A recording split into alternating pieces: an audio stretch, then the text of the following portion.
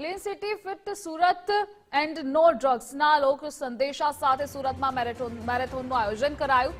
City first SK Surat દ્વારા મેરેથોનનું આયોજન કરાયું હતું. ગૃહ રાજ્યમંત્રી હર્ષ સંઘવી અને બોલિવૂડ અભિનેતા સરમન જોશીએ મેરેથોનને ફ્લેગ ઓફ આપી પ્રસ્થાન કરાવ્યું.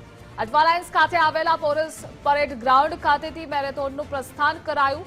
વરસતા વરસાદ વચ્ચે શહેરની મેરેથોન દોડ શરૂ થઈ હતી. ભારે વરસાદ પણ સુરતીવાસીઓએ વરસતા વરસાદની અંદર દોડ લગાવી ક્લીન સિટી ફિટ સુરત અને નો ડ્રગ્સનો સંદેશો પાઠવ્યો. સુરતની ખાનગી સંસ્થા દ્વારા આજરોજ સુરતના અઠવાલા સ્થિત પોલીસ પરેડ ગ્રાઉન્ડ ખાતેથી મેરેથોન દોડનું આયોજન કરવામાં આવ્યું અને તેમાં રાજ્ય ગૃહમંત્રી સહિત જે બોલિવૂડ અભિનેતા સરમન જોશી ઉપસ્થિત રહ્યા. સૌ દોડવીરોનો તેઓએ ઉત્સાહ વધાર્યો. ત્યારે સરમન જોશી આપણી જોડે જોડાય છે, સીધી વાત કરીશું તેમના જોડે.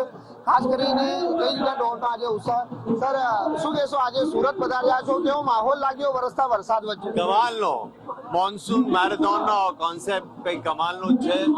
બધા અહીંયા આટલી માત્રા સંખ્યામાં આવ્યા છે, ગજબ છે. સુરત જે રીતે પાર્ટિસિપેટ કરી રહ્યું છે, જે એન્થુઝિયાઝમથી, એને સલામ. અને I am sure they going to have a great run. બધા હમણાં 3 કિલોમીટર વાળા રનિંગ વાળા હમણાં જ નીકળ્યા છે અને જે એન્થુઝિયાઝમથી નીકળ્યા છે એ જોઈને મને બહુ આનંદ થયો. સરમનભાઈ, સુરતીઓની એક કહેવત છે કે આપદાને અવસરમાં બદલવો એ સુરતીઓનો એક શોખ રહ્યો છે ને આજે વરસતા વરસાદ વચ્ચે પણ દોડની મજા માણી. સુરતીઓનું સ્પિરિટ, સુરતીઓની રૂહ એવી જ છે કે જે પણ સંજોગ હોય, હા, આપણે ભારતીયોનું આ સ્પિરિટ એવી છે, જે સંજોગ હોય એમાં ઇમ્પ્રોવાઇઝ કરીને એની જે સિચ્યુએશનનું બેસ્ટ નીકળે એ કરવાનું, એને સલામ. ભારતીય ટીમની જીત મોડી રાત સુધી બનાવી અને સવારે ફરી દોડ લગાવી. હા, એટલે જીતનો જો ઉત્સાહ કેવો છે કે હજી સુધી કાયમ છે. દોડમાં પણ હવે દેખાશે, દર્શાશે.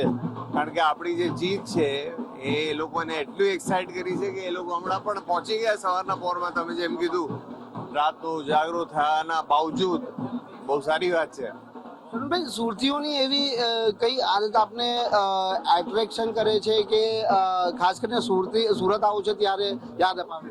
સુરતી ઊંધિયું અને ઘારી, જે મારા પપ્પાના મિત્ર છેલ્લા 25 વર્ષથી મોકલી રહ્યા હતા. પપ્પાના ગયા બાદ પણ હજી પણ એમને એ વ્યવહાર રાખ્યો જ છે.